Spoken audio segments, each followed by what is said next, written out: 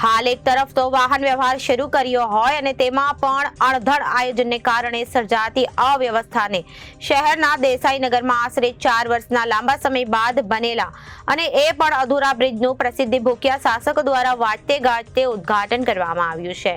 હાલ આ બ્રિજ એક તરફના વાહન વ્યવહાર માટે જ શરૂ કરવામાં આવ્યો છે. શહેરના દેસાઈનગરમાં આશરે 4 વર્ષના લાંબા સમય બાદ બનેલા એ પણ અધૂરા બ્રિજનું પ્રસિદ્ધ ભૂખ્યા શાસકો દ્વારા વાજતે ગાજતે ઉદ્ઘાટન કરવામાં આવ્યું છે. હાલ આ બ્રિજ ઉપર એક તરફના વાહન વ્યવહાર માટે જ શરૂ કરવામાં આવ્યો હોય જેને કારણે બીજી તરફથી જતા વાહન ચાલકોને ટ્રાફિક સમસ્યાથી કોઈ રાહત થતી જોવા મળી ન હતી તેવું હાલ દેખાઈ રહ્યું છે.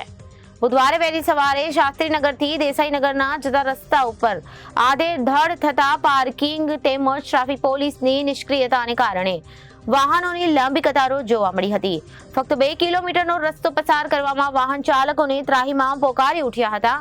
હાલ શાસ્ત્રીનગર તેમજ આરટીઓથી આવતા વાહનો તેમજ રોંગ સાઈડ પરથી આવતા વાહનોને કારણે ઉદ્ભવી રહેલી આ સમસ્યામાં જો ટ્રાફિક પોલીસ દ્વારા યોગ્ય કાર્યવાહી કરવામાં ન આવે તો આ સમસ્યાથી લોકોને છુટકારો કેવી રીતે મળી શકશે તે યક્ષ પ્રશ્ન છે. Reporter Firoz Malik, ABC news, Bhavnagar.